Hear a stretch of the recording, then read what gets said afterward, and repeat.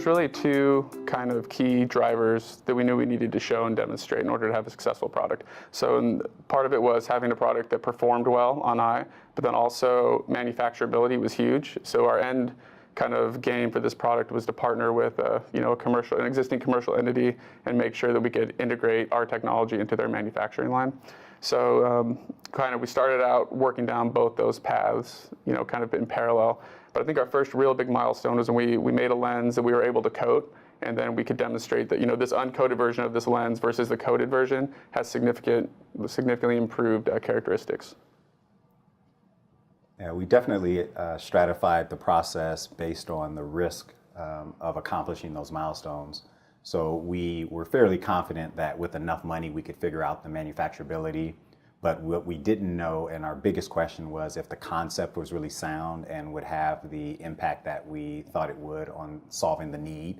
So we kind of skipped a lot of the more expensive, time-consuming manufacturability steps, went straight for, okay, if we can get this coating on the lenses, does it have the effect that we want it to, knowing that we would have to come back and answer some of the other risk questions as well.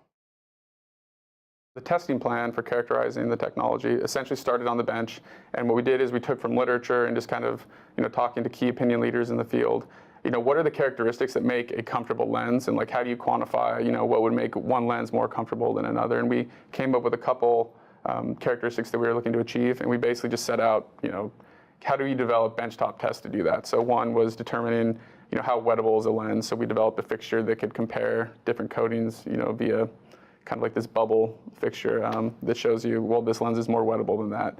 How lubricious are the lenses, and just figuring out really quick ways that allow you to iterate fast so that you can, quickly try different types of coatings and see which one works out the best. Yeah, again, it was a matter of kind of risk stratification. We had to answer the question of how does it perform as far as those tests that Brandon mentioned. We also had to make sure that the lens was safe, which we knew was going to involve animal testing. We used the rabbit model, which is a model that's well used in the contact lens industry. It was also fairly inexpensive to do testing on animals for contact lenses. And then we had the question of, would it be a more comfortable lens than other lenses, which would involve a human component. So with the resources that we had to answer the questions that were easiest for us to answer, which ended up being the benchtop questions first, and then the animal question, and then ultimately a human clinical trial.